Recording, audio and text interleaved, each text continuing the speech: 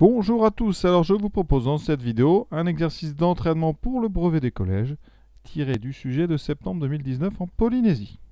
C'est un QCM, à chaque fois 3 réponses possibles. Vous avez bien sûr droit à la calculatrice. On est parti, première question. Alors vous avez votre calculatrice, donc déjà, un jour de l'épreuve, rien ne vous empêche de faire, donc parenthèse, moins 2, puissance C, l'accent circonflexe. Vous mettez 4. Ça donne 16. Donc c'est la réponse A, bien évidemment. Alors si on doit expliquer ça par le calcul, ici, on a donc moins 2 puissance 4 qui signifie donc moins 2 multiplié par moins 2 multiplié par moins 2 multiplié par moins 2. Et là on est sur quelque chose d'important, la multiplication des nombres relatifs. Quand on a donc moins multiplié par un nombre donc négatif, le produit de deux nombres négatifs, ça donne un nombre positif. Donc ici, moins 2 par moins 2, ça va faire plus quelque chose, et ça fera plus 2 fois 2. 2 fois 2, 4. Pareil pour, on va grouper les produits, les deux premiers, ensuite on fait le deuxième, moins 2 fois moins 2, c'est la même chose, ça fait aussi plus 4, et plus 4 fois plus 4, quand on a plus fois plus, ça donne donc plus multiplié par un nombre positif, ça donne un nombre positif. Donc ici, ça fera plus 4 fois 4, 16. Et on retrouve 16 qu'on avait eu à la calculatrice.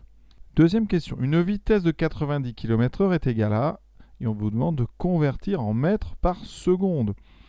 Alors, ici, ce que je vous propose, c'est vraiment faire ça tranquillement. 90 km divisé par 1 heure, c'est-à-dire 90 km/h, ça sera donc en mètres 90 000 mètres divisé par 1 heure, qu'on convertit en secondes. Dans 1 heure, il y a 3600 secondes. Vous le savez, il y a 60 minutes qui contiennent chacune 60 secondes. Donc 60 par 60, ça fait 3600 secondes par heure.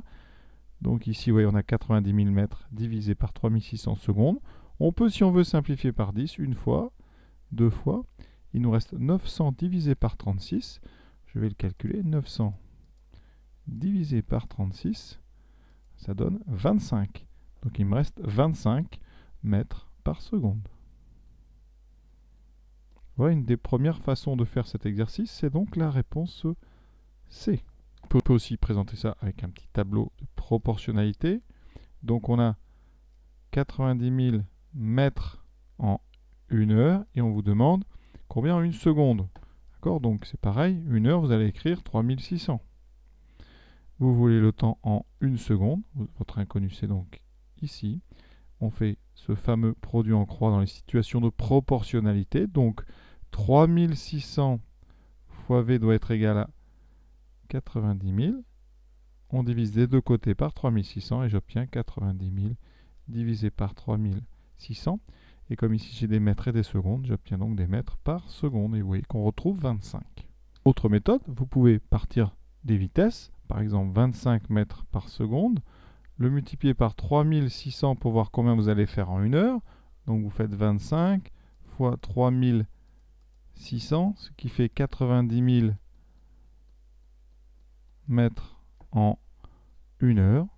Et vous convertissez ça en kilomètres. Comme il y a 1000 mètres par kilomètre, ça me donnera, vous voyez, 90 km en 1 heure. Donc voilà les méthodes pour faire cette question. Après, vous pouvez aussi faire ça de façon logique, puisqu'on ne vous demande pas de justifier. Rappelez-vous que le 100 mètres est à peu près couru en 10 secondes. Donc 10 mètres, ça fait 100 mètres pardon, pour 10 secondes. Ce qui fait à peu près 10 mètres par seconde. D'accord? Et on sait qu'un coureur va vers, je crois, 36 km/h. C'est vraiment à peu près. D'accord? Et donc ici, eh bien, on voit bien que 90 km/h, ça ne peut pas faire 25 000 mètres par seconde. Là, vraiment, c'est la vitesse d'une fusée. Et ça n'est pas non plus 0,025 mètres par seconde. Ça, c'est presque un escargot. Donc, on est, vous voyez, globalement plutôt dans 25 mètres par seconde. Troisième question. Décomposition en produit de facteur près de 24. Ça, c'est très simple. Alors, on doit décomposer déjà en produit. Donc, vous voyez, par 2 fois 3 fois 4, ça fait bien 24. C'est en produit. Par contre, ça ne va pas parce que 4 n'est pas un nombre premier. Je vous rappelle qu'un nombre premier, c'est un nombre qui n'est divisible que par 1 et par lui-même. Et 4, c'est effectivement 1 fois 4, donc c'est divisible par 4, mais c'est aussi 2 fois 2, donc c'est divisible par 2. Donc 4 n'est pas un nombre premier, il a plus que 2 diviseurs, il a 3 diviseurs différents. Donc ça ne peut pas être la réponse A. Ensuite, dans la réponse C, vous avez aussi le nombre 6, qui n'est pas un nombre premier parce qu'il est décomposable en 2 fois 3. Donc on peut éliminer la réponse C directement. Il reste donc que la réponse B. On peut aussi procéder mais en décomposant 24. 24, c'est par exemple 4 fois 6. Le problème de 4 fois 6, c'est que 4 n'est pas premier, il est décomposable en 2 fois 2. Et 6 est décomposable aussi, c'est un nombre qui n'est pas premier, c'est 2 fois 3. Et vous voyez qu'on obtient ici 4 nombres qui sont tous premiers. C'est bien un produit. On a donc la décomposition en produit de facteurs premiers du nombre 24. C'est bien la réponse B. Quatrième question. On considère une fonction affine dont l'expression est f de x égale 2x plus 5. Affine, c'est sous la forme ax plus b. Donc ici, c'est bien une fonction affine avec a égale 2 et b égale 5.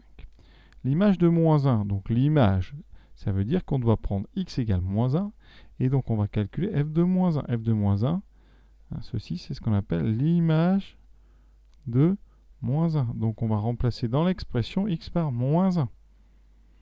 2 fois moins 1, ça fait moins 2 plus 5. Alors attention, moins 2 plus 5, regardez ici, moins 2 plus 5, ça fait 3. C'est comme si on écrivait plus 5 moins 2. Et là, on voit bien que ça fait plus 3. Donc faites bien attention aux additions de nombres relatifs. C'est la réponse ici, petit a.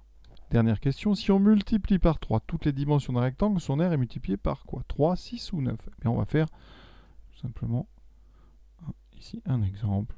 Je vais prendre 3 et 5. Pour l'instant, l'aire vaut 15. D'accord? Maintenant, je multiplie tout par 3. Donc, je vais obtenir 15. Ici, 9. Et l'aire devient, donc longueur fois largeur, 9 fois 15.